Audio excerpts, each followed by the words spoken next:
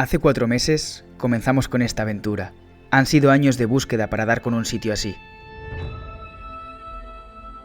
Mucha gente nos pregunta cómo se encuentran estos lugares, dónde se pueden buscar, en qué sitios se anuncian. Lo cierto es que no hay una respuesta a esa pregunta, no hay una manera concreta de hacerlo, no hay una hoja de ruta.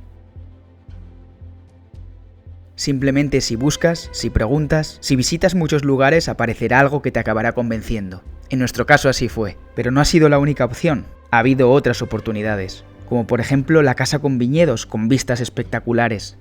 Su precio más el hecho de que estuviese pegada a la carretera nos hizo pensar que no era nuestra opción. O la torre de 3 pisos, que tenía unas enormes posibilidades, pero estaba en medio de un pueblo y era una obra demasiado grande a la que teníamos que enfrentarnos. También, por supuesto, la casita en la montaña, que parecía estar sacada de un cuento, con zonas súper verdes, llenas de agua y un aire puro como hay en pocos sitios. Las vistas eran algo increíble, pero el precio se les había ido un poco de las manos. Y cómo olvidarnos de la antigua escuela, un lugar de ensueño que al final por una razón o por otra tuvimos que terminar desechando.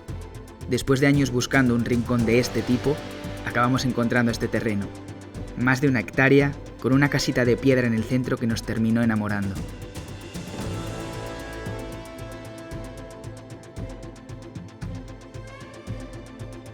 Apartada del mundo, con una tranquilidad absoluta y con un reto bastante ambicioso que nos llenaba de ilusión.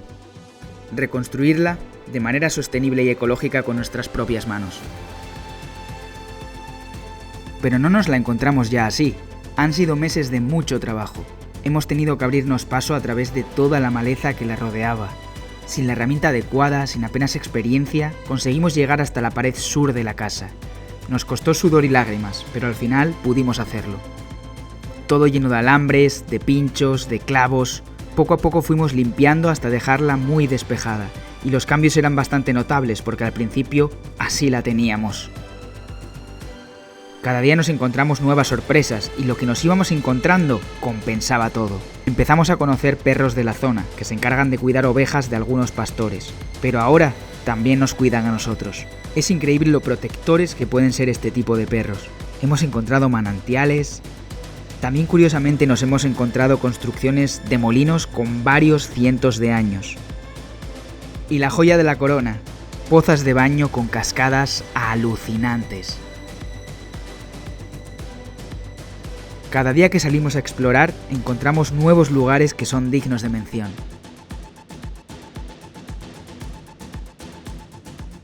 Siguiendo con la rehabilitación, en parte de una pared, quisimos probar un revestimiento natural de arcilla. Primero tuvimos que quitar todo el cemento de las juntas, estaba fatal puesto y a la larga solo iba a traer humedad y muchos más problemas. Cogimos barro de la zona del río para un primer revoque grueso y solo subir el carretillo hasta la casa ya era como varias sesiones de gimnasio. Se mezcló todo y realizamos la primera prueba. El resultado os va a sorprender a más de uno. Va a quedar una pared preciosa. Tenemos muchas ganas de enseñaros el resultado. Continuamos quitando todo lo que había en paredes y techo. Maderas, repisas, clavos, todo lo que nos pudiese estorbar. Y acto seguido nos pusimos manos a la obra con el suelo. Estaba completamente irregular y no queríamos que en un futuro pudiera aparecer humedad por ninguna parte. Así que la idea estaba clara. Había que quitar todos los azulejos, dejar la pieza vacía y ponerse a picar y cavar. ¿Para qué picar el suelo? Queríamos 35 centímetros desde el fondo hasta el suelo que finalmente terminaríamos pisando. Abajo del todo una capa de geotextil. Rellenaríamos 25 centímetros de piedra y gravilla, 9 centímetros de solera de cal para terminar con el suelo que finalmente pondríamos, de aproximadamente 1 centímetro. Esto ya empezaba a ser algo bastante duro, sin electricidad, sin herramientas,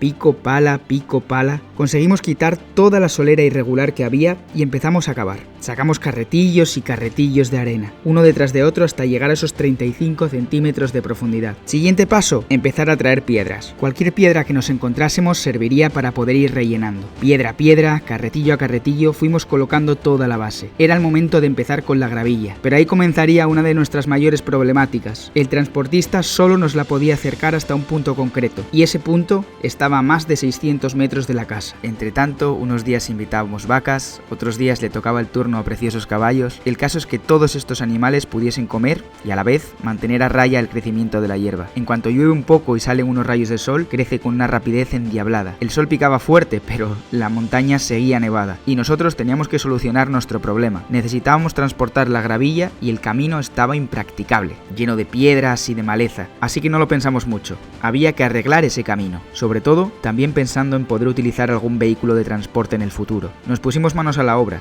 y en pocos días logramos hacernos paso por un camino que casi no existía. Hacía muchos años que nadie pasaba por él. Era el momento de cargar la gravilla. Entre limpiar el camino, los animales y el lugar paradisíaco casi se nos había olvidado, pero empezamos a cargar carretillos y se hizo demasiado duro. Los esfuerzos del día eran únicamente para transportar grava, no quedaban fuerzas para nada más. Afortunadamente, un buen samaritano, un vecino de un pueblo de la zona, se ofreció a transportarnos la grava a un punto más cercano de la casa. Con el dumper no podía llegar hasta allí, pero de los 600 metros podíamos ahorrar 400. No sabéis bien el alivio que supuso eso. Solo teníamos que hacer viajes de 200 metros. Después de días muy duros, terminamos rellenando todo el suelo con la gravilla y la piedra. Solo nos daban ganas de bailar. Ahora había que dar el paso a la solera de cal. No os voy a mentir. Llevar sacos de arena, arcilla y cal fue incluso más duro que llevar gravilla. Parecía que no se acababa nunca. De lo que pesaban los carretillos nos arrastraban cuesta abajo. Al día podíamos hacer 4 o 5 viajes, más los regresos, pero evidentemente allí no teníamos energías para hacer nada más. El que la casa esté tan apartada tiene sus pros y sus contras, pero llevar el material para una obra sin duda no es una ventaja. En la primera mezcla que hicimos utilizamos un mezclador con taladro y nos dimos cuenta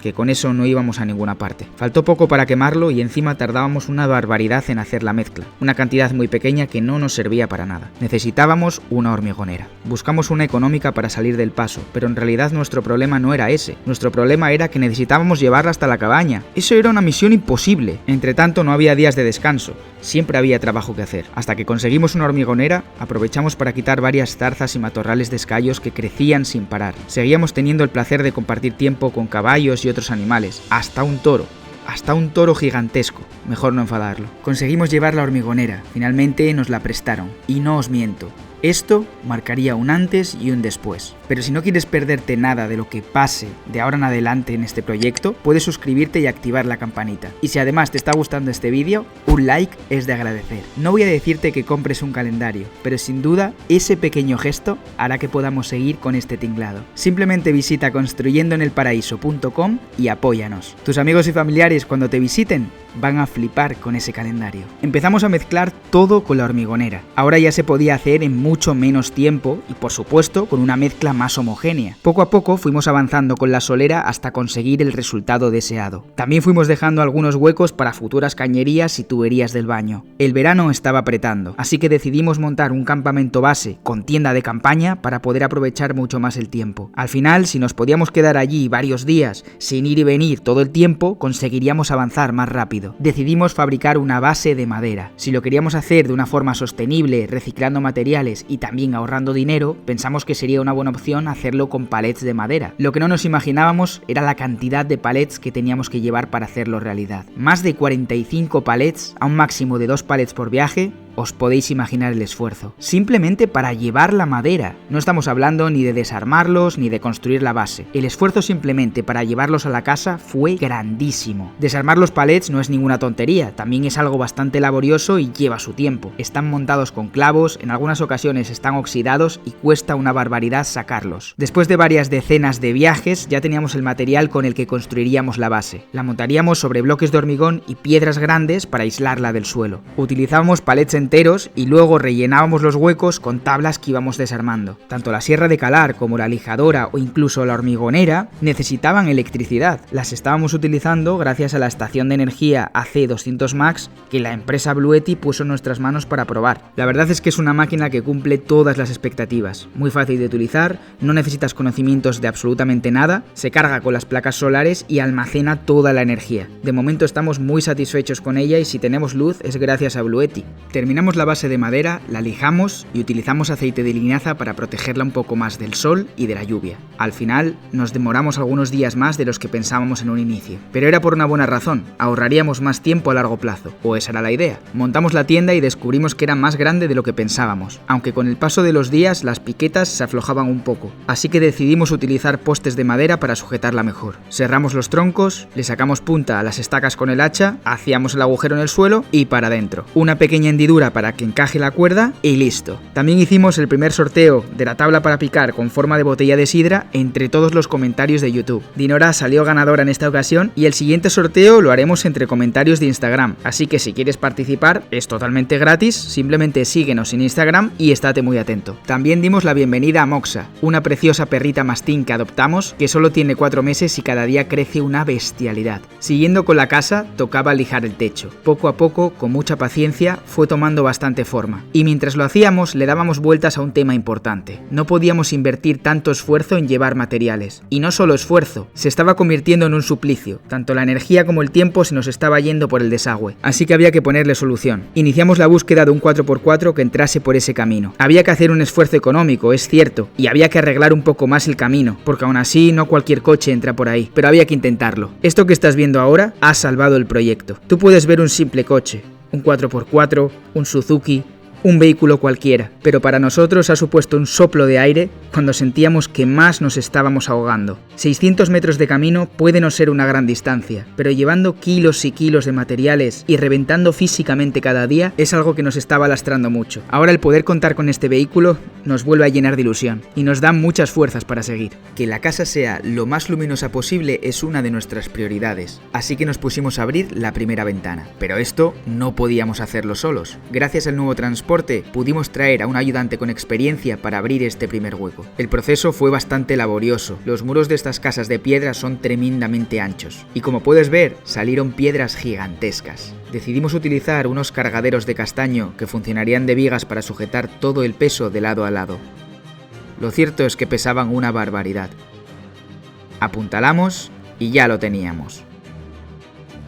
Seguidamente rellenamos con piedras todos los espacios libres buscando que todo estuviese lo más compacto posible. Solo quedaba igualar por ambos lados y optamos por dejar a la vista alguna que otra piedra que sobresalía. Y esta, ni más ni menos, ha sido nuestra aventura hasta el momento. Si quieres saber lo que pasará a partir de ahora, suscríbete y quédate a disfrutar.